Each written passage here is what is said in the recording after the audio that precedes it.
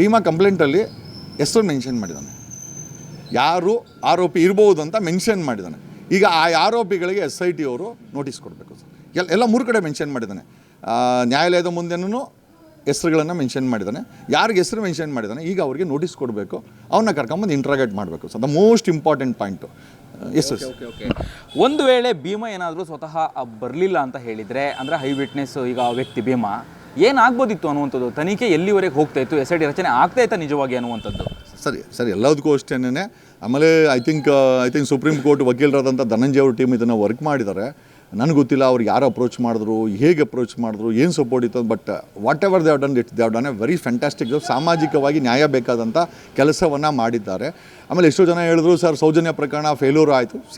ಅದನ್ನು ಅವ್ರು ಬೇರೆ ಯಾರ್ಯಾರು ಹ್ಯಾಂಡ್ಲ್ ಮಾಡಿದ್ರು ಅದು ಅವ್ರನ್ನ ಪ್ರಶ್ನೆ ಮಾಡಬೇಕು, ಯಾಕೆ ಫೇಲ್ಯೂರ್ ಆದಂಥ.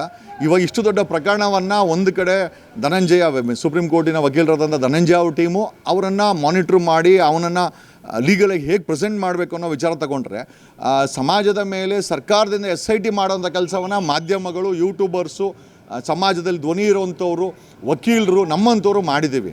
ಸೊ ಎರಡೂ ಕಡೆ ಕೆಲಸ ಮಾಡೋದ್ರಿಂದ ಒಂದು ನ್ಯಾಯ ಸಿಗುವಂಥ ಒಂದು ಐ ಥಿಂಕ್ ಒಂದು ಸಿಚುವೇಶನ್ ರೂಪ ಆಗ್ತಾಯಿದೆ. ಬಟ್ ಇವತ್ತೂ ಕೂಡ ಪ್ರತಿ ಘಟ್ಟದಲ್ಲೂ ಚಾಲೆಂಜಸ್ ಏನು ಅಂತಂದರೆ, ಈ ಒಂದು ತನಿಖೆಯನ್ನು ದಿಕ್ಕು ತಪ್ಪಿಸೋದು, ಅವನನ್ನು ಹುಚ್ಚ ಅನ್ನೋದು, ಅವನು ಕಳ್ಳ ಅನ್ನೋದು.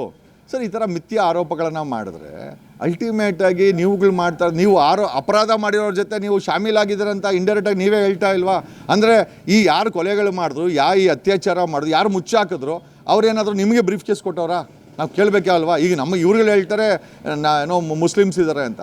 ಸರ್ ಮೇಯ್ನಾಗಿ ಅಶೋಕ್ ಅನ್ನೋ ವ್ಯಕ್ತಿ ಅದನ್ನೇನಾದರೂ ಸಮಾಜ ಸೀರಿಯಸ್ಸಾಗಿ ತೊಗೊಂಡ್ಬಿಟ್ಟಿದ್ರೆ, ಡ್ಯಾಮೇಜ್ ಮಾಡೋಕ್ಕೆ ಮುಸಲ್ಮಾನರಂತೆ ಯಾರೋ ತಲೆಕೆಟ್ಟರು ಗಾಂಜಾ ಹೊಡ್ಕೊಂಡು ಯಾವನ್ನ ಕುನಿಗಿನಿ ಮಾಡಿದರೆ ಏನಾಗಬೇಕು? ಅಂದರೆ ಅಶೋಕು ಸಮಾಜದಲ್ಲಿ ಅಶಾಂತಿ ಮೂಡಿ ಒಬ್ರಿಗೊಬ್ರು ಕಿತ್ತಾಡಿ ಮಜಾ ತಗೊಂಡ್ಲಿ, ಆರೋಪಿಗಳು ಬಚಾವಾಗಲಿ, ಈ ತನಿಖೆ ದಿಕ್ತಪ್ಪಲಿ ಅಂತ ಕೆಲಸ ಮಾಡೋದ್ರಲ್ಲಿ ಯಾವುದೇ ಅನುಮಾನ ಇಲ್ಲ ಸರ್. ನಾನು 86 kg ಇದ್ದವಳು 71 kg ಬಂದಿದ್ದೀನಿ. ವಯಸ್ಸಾದ್ಮೇಲೆ ಸ್ಮಾರ್ಟ್ ಆಗಿ ಕಾಣ್ತೀರಾ ಅಂದ್ರೆ ಜಿನ್ನಿ. 126 kg ವೇಟ್ ಇದೆ. ನಾವು ಈಗ 114 kg ಲೆಕ್ಕ ಬಂದಿದ್ದೀವಿ. ಯಾವುದೇ ಸೈಡ್ ಎಫೆಕ್ಟ್ ಆಗಿಲ್ಲ. 84ರಿಂದ 50 kg ಬಂದೆ, ಆಮೇಲೆ ಸಣ್ಣಗೆ ಫಿಟ್ ಆಗಿದ್ದೀನಿ. ಅದಕ್ಕೆ ನಾನು ಯೂಸ್ ಮಾಡ್ತಾ ಇರೋದು ಜೀನಿ ಸ್ಲಿಮ್. 84ರಿಂದ 50 kg ಬಂದೆ, ಆಮೇಲೆ ಸಣ್ಣಗೆ ಫಿಟ್ ಆಗಿದ್ದೀನಿ. ಅದಕ್ಕೆ ನಾನು ಯೂಸ್ ಮಾಡ್ತಾ ಇರೋದು ಜೀನಿ ಸ್ಲಿಮ್. ಸಣ್ಣ ಆಗೋಕ್ಕೆ ಜೀನಿ ಸ್ಲಿಮ್ ಯೂಸ್ ಮಾಡಿದೆ, ಹೆಲ್ದಿನೂ ಅದೇ. ನೀವು ಸಣ್ಣ ಆಗಬೇಕಾ, ಹೆಲ್ದಿ ಆಗಬೇಕಾ? ಹಾಗಿದ್ರೆ ಜೀನಿ ಸ್ಲಿಮ್ ಯೂಸ್ ಮಾಡಿ. ಸಣ್ಣ ಆಗೋದಕ್ಕೆ ಯಾವುದೋ ಪ್ರಾಡಕ್ಟ್ ಹೇಳ್ತಾ ಇದ್ದಾಳೆ, ಏನಾದರೂ ಸೈಡ್ ಎಫೆಕ್ಟ್ಸ್ ಇದೆ ಅಂತ ಯೋಚನೆ ಮಾಡ್ತಾ ಇದ್ದೀರಾ? ಖಂಡಿತ ಇಲ್ಲ, ಯಾಕಂದರೆ ಇದು ಕೆಮಿಕಲ್ ಫ್ರೀ. ಸಣ್ಣ ಆಗಬೇಕು ಅಂದರೆ ಜೀನಿ ಸ್ಲಿಮ್ ಯೂಸ್ ಮಾಡಿ. ಹೆಚ್ಚಿನ ಮಾಹಿತಿಗೆ ಕೆಳಗೆ ಡಿಸ್ಪ್ಲೇ ಆಗ್ತಿರೋ ನಂಬರ್ಗೆ ಕಾಲ್ ಮಾಡಿ.